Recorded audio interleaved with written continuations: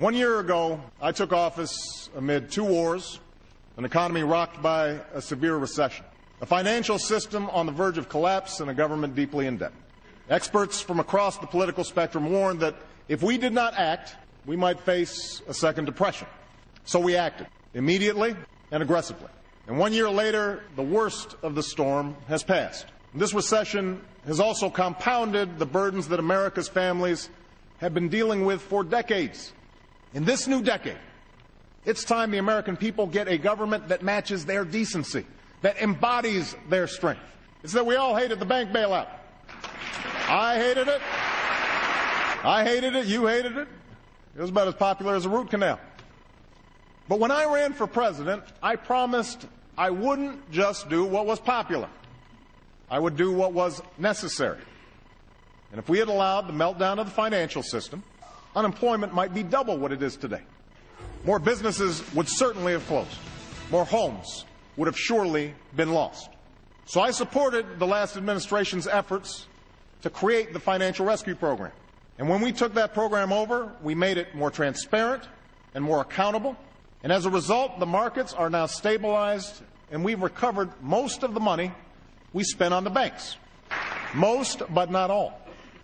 To recover the rest, I've proposed a fee on the biggest banks. That's why we extended or increased unemployment benefits for more than 18 million Americans, made health insurance 65% cheaper for families who get their coverage through COBRA, and passed 25 different tax cuts. Now let me repeat. We cut taxes. We cut taxes for 95% of working families. We cut taxes for small businesses. We cut taxes for first-time home buyers. We cut taxes for parents trying to care for their children. We cut taxes for 8 million Americans paying for college. As a result, millions of Americans had more to spend on gas and food and other necessities, all of which helped businesses keep more workers. And we haven't raised income taxes by a single dime on a single person. Not a single dime. And we're on track to add another 1.5 million jobs to this total by the end of the year. The plan that has made all of this possible, from the tax cuts to the jobs, is the Recovery Act. That's right, the Recovery Act. And after 2 years of recession, the economy is growing again. That is why jobs must be our #1 focus in 2010, and that's why I'm calling for a new jobs bill tonight. The true engine of job creation in this country will always be America's businesses. But government can create the conditions necessary for businesses to expand and hire more workers. So tonight, I'm proposing that we take $30 billion of the money Wall Street banks have repaid and use it to help community banks give small businesses the credit they need to stay afloat. I'm also proposing a new small business tax credit, one that will go to over 1 million small businesses who hire new workers or raise wages. While we're at it, let's also eliminate all capital gains taxes on small business investment and provide a tax incentive for all large businesses and all small businesses to invest in new plants and equipment. We should put more Americans to work building clean energy facilities and give rebates to Americans who make their homes more energy efficient, which supports clean energy jobs.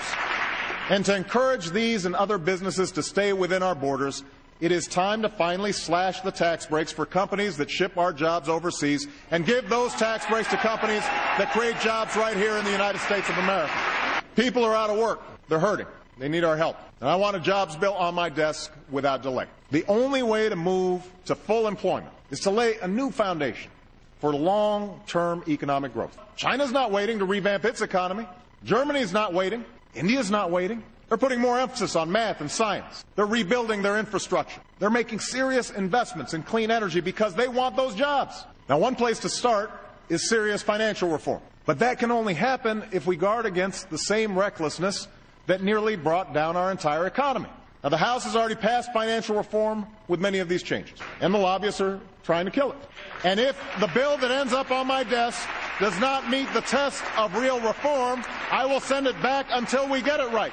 Next, we need to encourage American innovation. Last year, we made the largest investment in basic research funding in history. And no area is more ripe for such innovation than energy. And that means building a new generation of safe, clean nuclear power plants in this country. It means making tough decisions about opening new offshore areas for oil and gas development. It means continued investment in advanced biofuels and clean coal technologies. And yes, it means passing a comprehensive energy and climate bill with incentives that will finally make clean energy the profitable kind of energy in America. And this year I'm eager to help advance the bipartisan effort in the Senate. I know there have been questions about whether we can afford such changes in a tough economy. I know that there are those who disagree with the overwhelming scientific evidence on climate change.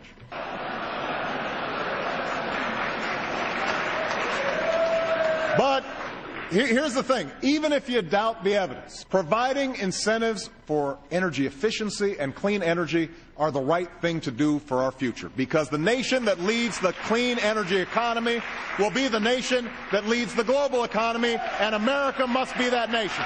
We need to export more of our goods. We will double our exports over the next 5 years, an increase that will support 2 million jobs in America. We're launching a national export initiative that will help farmers and small businesses increase their exports. We have to seek new markets aggressively. Realizing those benefits also means enforcing those agreements so our trading partners play by the rules. And that's why we'll continue to shape a Doha trade agreement that opens global markets, and why we will strengthen our trade relations in Asia and with key partners like South Korea and Panama and Colombia. Fourth, we need to invest in the skills and education of our people. This year, we've broken through the stalemate between left and right by launching a national competition to improve our schools. And the idea here is simple. Instead of rewarding failure, we only reward success. Instead of funding the status quo, we only invest in reform. Reform that raises student achievement, inspires students to excel in math and science. The best anti-poverty program around is a world-class education. When we renew the Elementary and Secondary Education Act, we will work with Congress to expand these reforms to all 50 states. In this economy, a high school diploma no longer guarantees a good job. That's why I urge the Senate to follow the House and pass a bill that will revitalize our community colleges. To make college more affordable, this bill will finally end the unwarranted taxpayer subsidies that go to banks for student loans. Instead, let's take that money and give families a $10,000 tax credit for 4 years of college and increase Pell Grants. And let's tell another 1 million students that when they graduate, they will be required to pay only 10% of their income on student loans. And all of their debt will be forgiven after 20 years, and forgiven after 10 years if they choose a career in public service. And by the way, it's time for colleges and universities to get serious about cutting their own costs, because they too have a responsibility to help solve this problem.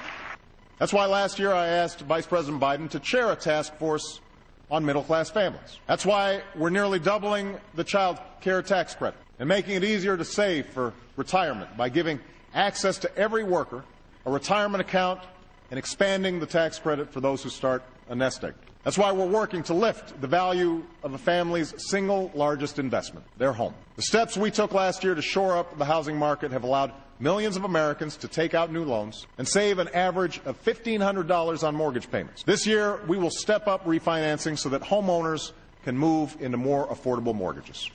And it is precisely to relieve the burden on middle-class families